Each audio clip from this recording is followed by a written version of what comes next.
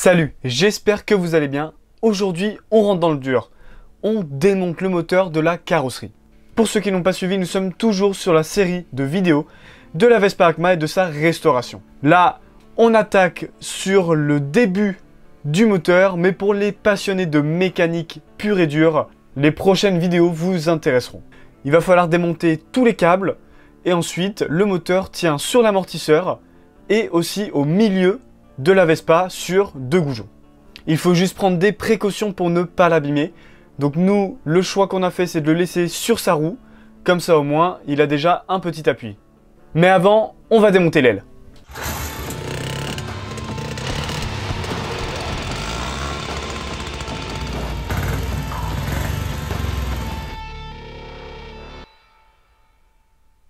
Alors, pour commencer à démonter l'aile, c'est très facile, il n'y a que deux goujons. Un en dessous du réservoir, donc forcément vous allez devoir démonter le réservoir.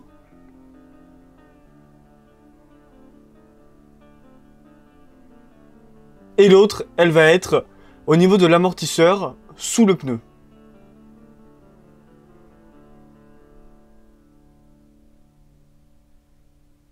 Bon, une fois que c'est enlevé, on a une sorte de ressort qui permet de maintenir la trappe ouverte, un petit peu de WD-40. On les retire et ensuite ça va venir tout seul.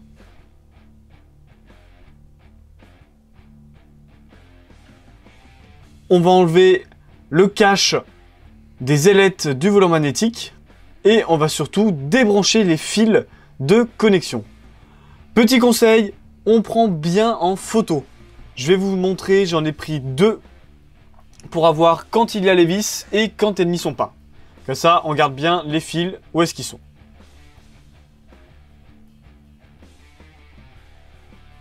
La première et la deuxième. Alors oui, je sais, le moteur est un petit peu crade, mais ça, le nettoyage, on va y venir plus tard. Maintenant, il faut démonter les câbles de passage de vitesse. On desserre les serre-câbles et on les retire. Et surtout, on les met de côté, dans une autre boîte.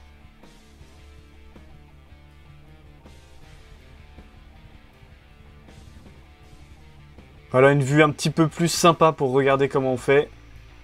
Bon, en même temps, hein, pas très compliqué.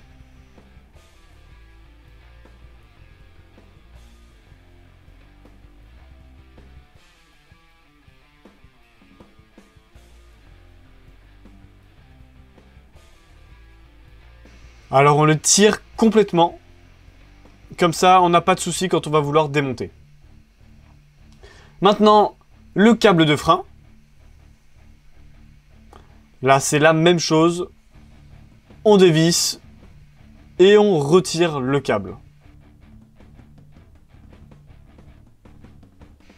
Et aussi, on n'oublie pas le câble de l'embrayage. Nous, il était déjà défait, mais il ne faut pas l'oublier.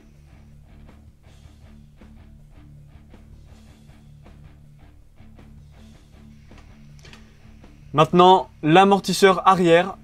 Du WD-40 parce que c'est bien grippé et ensuite il va falloir user un petit peu de force pour pouvoir le décoincer. Alors attention, on ne le dévisse pas complètement parce que si vous le dévissez complètement, on ne sait jamais, le moteur peut tomber d'un coup.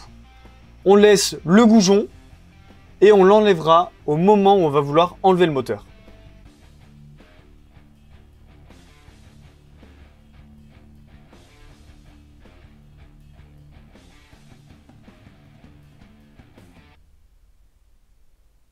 Quand je disais que c'était grippé, je ne mentais pas.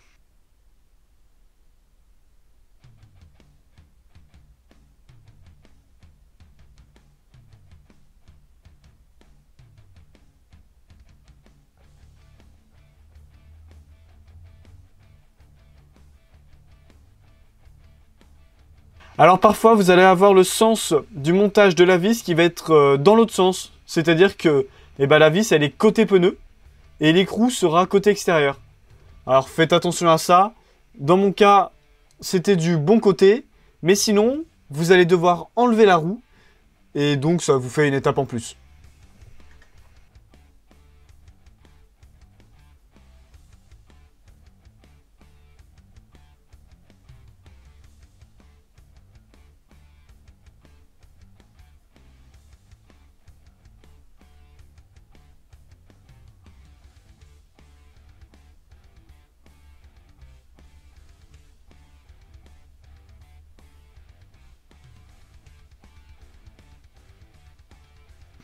Maintenant, au niveau de la trappe carburateur, il faut dévisser les goujons.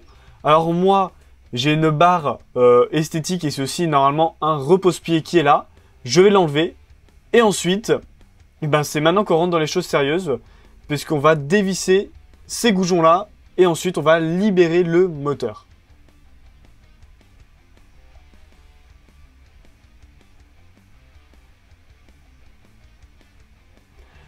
Alors pendant qu'on bricole un petit peu et qu'on commence à dévisser tout ce qu'il faut, et essayer surtout de décoincer le moteur de l'amortisseur et de ces fameux goujons, je vais vous parler des caractéristiques de ce moteur. Alors déjà, comme je l'ai dit dans la première vidéo, c'est un monocylindre en 2 temps. C'est-à-dire qu'il n'y a pas de soupape et que l'arrivée du mélange essence et air se fait par le vilebrequin. Ensuite, ce moteur, c'est donc un 125 cm3 qui sort à peu près 5 chevaux, ce qui n'est pas énorme. Au niveau des côtes, il ne faut pas être 2 sur la Vespa. Ou alors, il faut être patient. Ensuite, c'est un allumage avec un volant magnétique. Et surtout, il fonctionne avec un carburateur. On n'oublie pas, hein, c'est une Vespa de 1957, donc forcément, on est sur de l'ancienne mécanique. Et le refroidissement se fait grâce aux ailettes qu'il y a sur le volant magnétique et une coiffe sur le cylindre qui permet de faire circuler de l'air.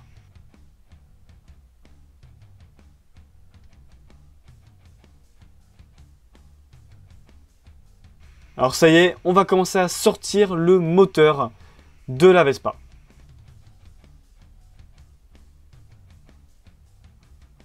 On fait très attention. Je vous conseille d'être 2, donc demandez de l'aide à quelqu'un pour pouvoir au moins maintenir la carrosserie comme je le fais et que l'autre personne s'occupe d'enlever le moteur. Et bien évidemment, hein, pour enlever le moteur, il faut bien avoir enlevé avant le carburateur, sinon ça sortira pas, ce sera bloqué au niveau de la pipe d'admission. Donc on y pense bien, c'est pour ça que la dernière vidéo que je vous mets juste en affiche, c'était le démontage du réservoir et du carburateur.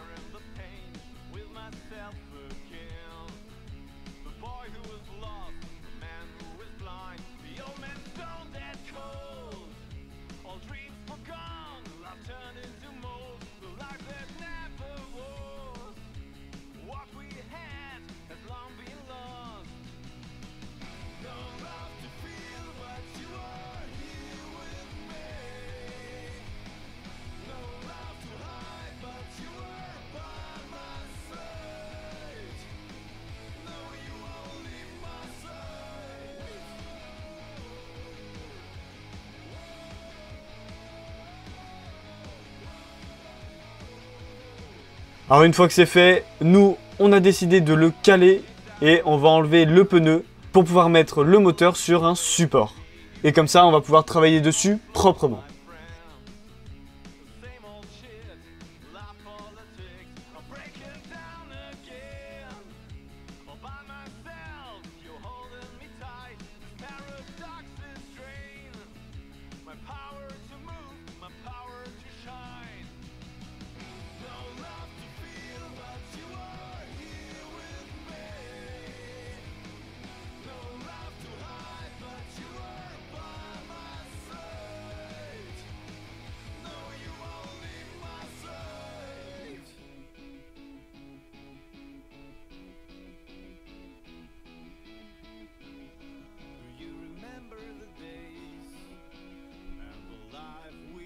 Merci beaucoup d'avoir regardé la vidéo. Si elle vous a plu, vous pouvez la partager et vous abonner. Pour le reste, si vous avez des questions, la section commentaires est faite pour ça.